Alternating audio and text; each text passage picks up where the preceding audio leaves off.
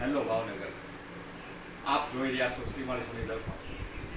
ભાવનગર સહિત ગુજરાત રાજ્યમાં અત્યારે દરેક સમાજના દરેક પરિવારોમાં જીવનસાથીની પસંદગીની પ્રક્રિયા વધારે ને વધારે વિકરાળ અને અટપટી બનતી જાય છે.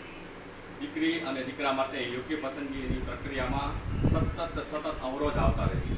આવો આજે આપણે આ પ્રક્રિયામાં જે વિક્ષેપ થઈ રહ્યો છે અને જે મુશ્કેલીઓ દેખાય છે તે અંગે શું સોલ્યુશન છે તે બાબતે ભાવનગર શ્રીમાળી સોની સમાજના વરિષ્ઠ સલાહકાર અને શ્રીમાળી સોની સિનિયર સિટીઝનના આદ્ય સ્થાપક વડીલ મુરબ્બી શ્રી હસમુખભાઈ ડાંગરદરિયા પાસેથી એ પ્રશ્નના જવાબ મારી દીધા. હસુભાઈ, આપ આ અંગે પ્રકાશ ફેંકશો આપના વિસ્તૃત પરિચય સાથે. જય શ્રી રામ. હું હસુભાઈ ડાંગરદરિયા.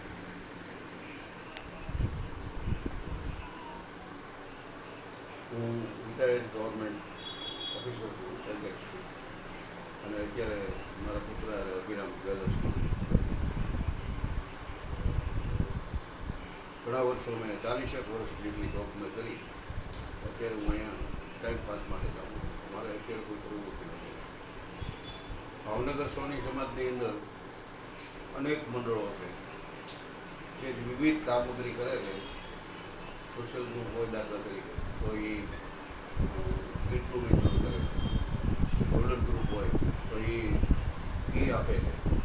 યોગ મંડળ હોય તો એ સમૂહ લગ્ન કરે છે. તો અમારા માટે કાંઈ પ્રોબ્લેમ હતો કે અમારે વડીલોએ ત્યાં જવું, તો અમે અમારા એ માટે એક મંડળ બનાવ્યું, શ્રીમાળી સોની સિનિયર સિટીઝન. અને અમે અમારા માટે અમારા જેટલા પતિ પત્ની હોય એ બધા સાથે બેસીને એક સાથે આનંદ મંગળ કરી અને જુદા જુદા કાર્યક્રમો જમણવારને કરીને એવી રીતે અમે કરીએ છીએ. હમણાં ગયા વર્ષે આગલા વર્ષે પુત્રવધુ સન્માન સમારંભનો ભવ્ય કાર્યક્રમ યશવંતરાય નાટ્યગૃહમાં કર્યો અને એની એટલી બધી વિલ થઈ કે જેની અંદર બીજા સમાજે પણ એનું નોંધ લીધી.